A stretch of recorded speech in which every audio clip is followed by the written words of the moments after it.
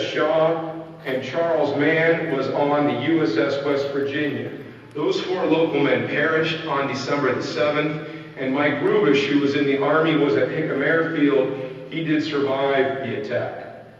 The attack came right as the fleet was waking up, and the 8 important ships, the backbone of the Pacific Fleet, were lined up, neck to neck, kind of like, the senior parking lot after lunch, rushing to get back to my classes. And while the fleet was waking up, the attack began about 7:50, and by 8 o'clock, the mighty Arizona, on which William Durham was stationed, was on its way to the bottom, to its resting place, where it is now. It sunk in 8 minutes as a 1,760-pound bomb blew up the forward magazine, entombing 1,177 men. At 7:53, 2 simultaneous signals went out, one from Japan saying that the attack was a complete surprise and successful, and the other from Rear Admiral Patrick Bellinger, who said, "All hands, general quarters, this is no drill," that Pearl Harbor was actually being attacked. In the attack, all 8 of the first-line big battleships on Ford Island were sunk or damaged. In the Oklahoma, which rolled over 180 degrees, men were trapped for as many as 3 days.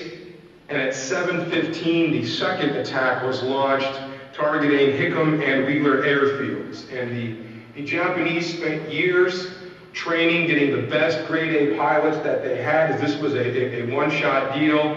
And the technology, everything from the wooden fins on the Dragonfish torpedoes to the exact height to drop a bomb, like when it blew up the Arizona, so it wouldn't crash through all the decks and go to the bottom, or just bounce off the top. So that's a short intro. I don't want to take too much time because I want to turn it over to our special guests and guys who volunteered their time, Mr. Sterling Kale and Mr. Robert Kinsler, who are going to tell you their stories today.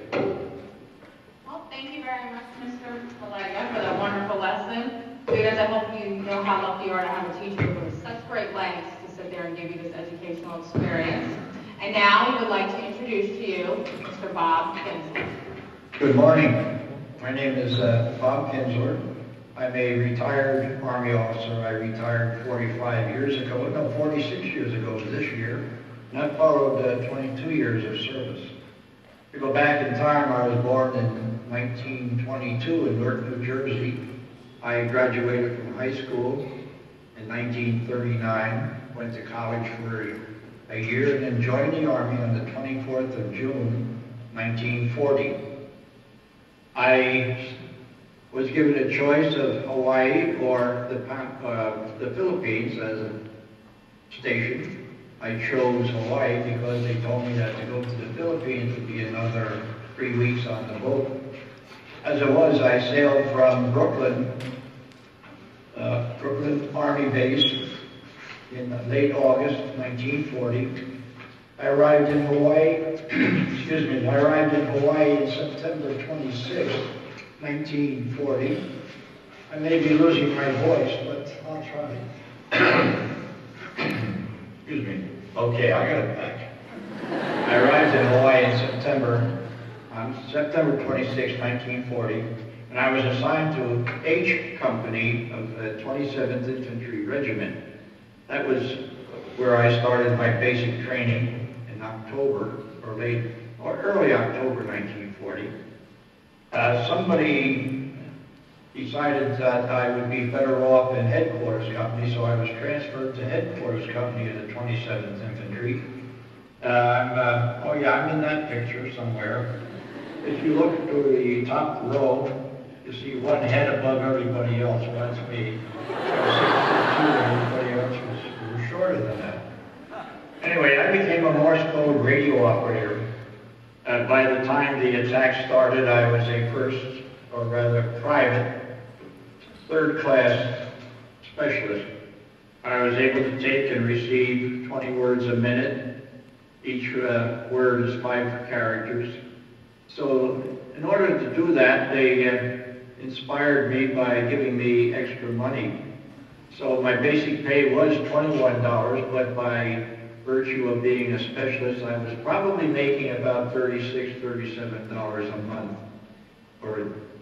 Anyway, the Army got wise to that, and in 1942 they cut it out. Let's go ahead just a little to November 27, 1941. A war warning was issued indicating that the negotiations between the Japanese government, or Japanese Empire, and the United States government were reaching an impasse, which in terms of inevitability was war was going to take place. So the Army in Hawaii was put on alert. The alert was to be one against sabotage, and not to have armed guards at every major intersection in the city to alarm the citizenry. That is my alert uniform. By that time I had become a T5, or a technician 5th grade. But the rifle I have is a Springfield 1903 single shot, bolt action 30 caliber. On the front I have a World War I gas mask in a container, or in a pouch. On my back I have a full field pack, which contains half a pup tent, 10 pegs, 1 tent pole, underwear, socks, raincoat, blanket, and also on the back I have a steel helmet, we call it a pipe plate, and also an entrenching tool. On my rifle belt I have a first aid pouch and a canteen and a mess kit. Well, that war warning also went to General Douglas MacArthur in the Philippines, went also to the Canal Zone and the West Coast, and to the Navy under Admiral Husband Kimmel's command. Nowhere in that particular war warning was Hawaii mentioned as a possible target. They did mention the Philippines because of its close proximity to the Japanese islands. It mentioned Guam, it mentioned Wake, but not Hawaii. Well, let's cut ahead now, a little ahead to December 6th, 1941. By virtue of being a part-time truck driver for the radio squad when we went out on problems, I was invited to attend a cookout at Kailua Beach, and we left there about midnight and got back to Schofield at about 2 a.m. 7:55 a.m. there was a terrific explosion. Now in our particular quadrangle, there were 13 mess halls. Each mess hall was oil-fired. The stoves and ranges were based on oil. And we thought perhaps there was an explosion in one of the mess hall kitchens. But there was no activity indicating that when we ran out on the lanai. But at the same instant, a plane flew from our left to our right. It just covered, or just cleared that building you see coming into the picture on the right, left-hand side. That was about 30 feet from us, and perhaps, since we were on the second floor, it was about 12 feet higher. Well, it had fixed landing gear. There were 2 men in the cockpit. It was close enough and slow enough that we saw that the 2 men wore leather helmets with fringes, which was verified later by having a photograph made of one that we had in the Visitor Center Museum. The big red circle was painted on the fuselage, but we had no aircraft identification instruction. So to us, it was not an Army plane, therefore it must be Navy or Marine plane, so we went down to breakfast. Never did get to eat, not realizing that we had seen an Aichi 99, which was later nicknamed a Val. It was a Japanese dive bomber that evidently had just dropped the bomb on Weir Field about 3/4 of a mile to our left. And, well, the bugles began to play. Sergeant Doherty got up and he said, "Kinsler, get a certain portion of your anatomy out to the motor pool and help disperse the trucks." I got out there about 3/4 of a mile away, they were already dispersed, so I had no alternative but to come back and roll my full field back. And while I was doing so, the